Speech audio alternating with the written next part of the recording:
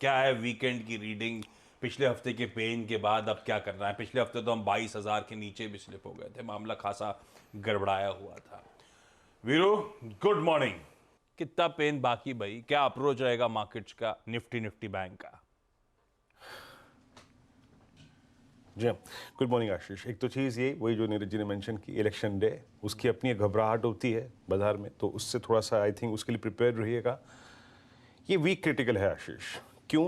क्योंकि जो शुक्रवार का और गुरुवार का लो है वो हमें किसी भी सर्कमस्टेंसेस में डिफेंड करना होगा, अदरवाइज वीकली चार्ट्स भी आपके खराब हो जाएंगे। देखिए, पहली चीज़ तो आशीष ये, सबसे शुरू में जब आप इंडिया विक्स जिसका आपने जिक्र किया था, मैं शायद ये चार्ट आपको 8 बजे ज़्यादा एक्सप्लेन करके बताऊंगा, बट इंडिया विक्स में ये जो ब्रेकआउट आया और 1640 की ट्रेजेक्ट्री के ऊपर का इंडिया विक्स मिड ऑफ 22, यानी जब रशिया यूक्रेन वार का जोन था, उसके बाद पहली बार इंडिया विक्स इस ट्रेजेक्ट्री में आया है और वेल सेटल है और 200 वीक एक्सपोनेंशियल मूविंग एवरेज के ऊपर सेटल हो गया। इसकी कूलिंग ऑफ, इसका 1640 के नीचे जाना बहुत ज़रूरी है, अदरवाइज वॉलेटिलिटी परसिस्ट करेगी और एक्सट्रीम वॉलेटिलिटी परसिस्ट करेगी, डाउन साइड खुले हुए बाजार में। 1640 के नीचे इसका कूल ऑफ होना जरूरी है।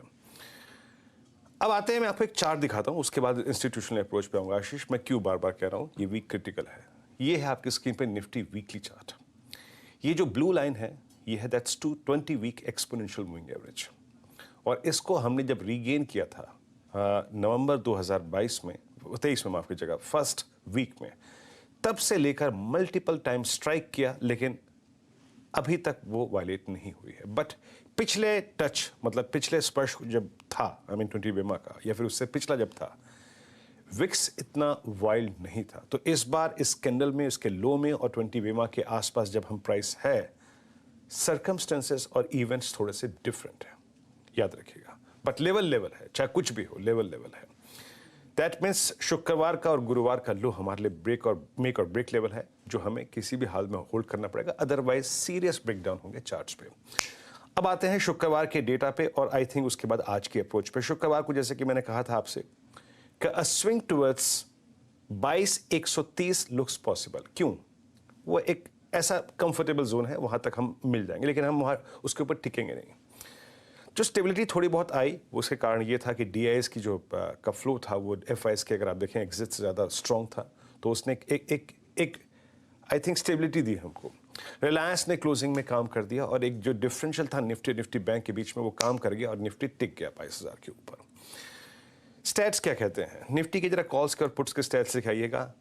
22,000 पे, 22,100 पे, 22,200 पे, 22,300 पे, यहाँ पे अभी भी आशीष काफ़ी स्ट्रॉन्ग कॉल राइटर्स परसिस्ट करते हैं। स्पेशली 22,200 पे, 22,300 पे एक बहुत स्ट्रॉन्ग कॉल राइटर्स का जोन अभी भी बना हुआ है।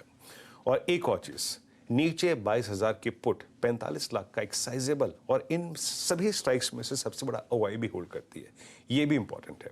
जो बात मैं कहना चाह रहा हूँ उसको समझिएगा कि 22,200 पे कॉल राइटर है, 22,300 पे कॉल राइटर है, तो 22,000 पे पुट राइटर भी है। और ये पुट राइटर मंथली स्टैट्स में, याद रखिएगा, मंथली में भी परसिस्ट करता है। मंथली पुट 22,000 की अभी भी स्ट्रॉन्ग ओआई होल्ड करती है। और ये जो पिरामिड्स आपकी स्क्रीन पे आएंगे वो इसी बात का रिफ्लेक्शन है कि 22,000 पे अभी भी बाजार ये मान के चल रहा है कि हम इसे डिफेंड कर जाएंगे। ये जो लाइट ब्लू कैंडल है आशीष, मेरी अप्रोच करेगी। अब लेवल्स लेके आइए, रेजिस्टेंस को लेके आइएगा, थोड़ा एक्सप्लेन करूंगा मैं यहाँ पे। देखिए, जो मैं शुक्रवार को बात कही थी वो फिर कहूंगा, एनी टाइम एक कंफर्टेबल स्विंग टुवर्ड्स 131 131 के ऊपर टिके तो 187 तक का पॉसिबल है।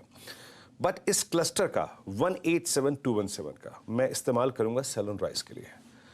जब तक 187-217 नहीं क्रॉस हो रहा है, it will be sell on rise. और उस ट्रेड को हम कहां ले जाएंगे? बेस वन तक। बेस वन क्या है? 22,000 की ट्रेजेक्ट्री, 21,933 की ट्रेजेक्ट्री, वही ट्रेजेक्ट्री जो मैंने चार्ट्स पे एक्सप्लेन करी वीकली चार्ट्स पे, that's 20 week exponential moving average. लेकिन याद रखिएगा, अगर स्ट्रीट ने, बाजार ने, निफ्टी ने इस हफ्ते, आज कल परसों में अगर ये लेवल ब्रीच किया, तो फर्स्ट इंस्टेंस पे अ स्विंग टुवर्ड्स 21763 पॉसिबल है। तो ऐसे अप्रोच कीजिए निफ्टी को। अभी हमें सिर्फ 22187 के नीचे सेल ऑन राइज करना है और उस ट्रेड को कवर करना है 22,000 और 21,933 के जोन में। रेजिस्टेंस की प्लेट फिर लेके आइएगा।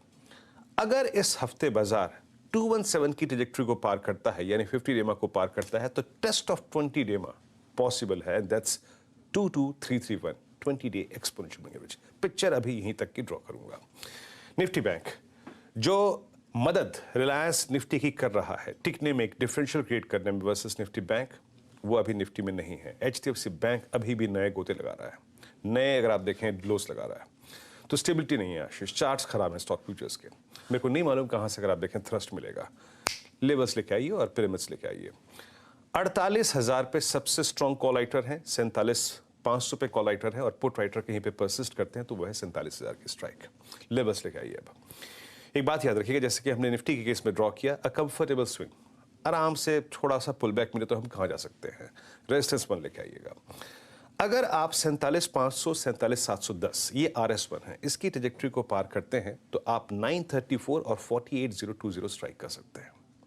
बट मैं फिर कहूंगा 934 और 48,020 मैं सेल ऑन राइज के लिए यूज करूंगा, और जो सेल ऑन राइज होगा उसका कवर जोन होगा बेस 1, और वो क्या है 47,200 47,006 100 डे एक्सपोनेंशियल मूविंग एवरेज।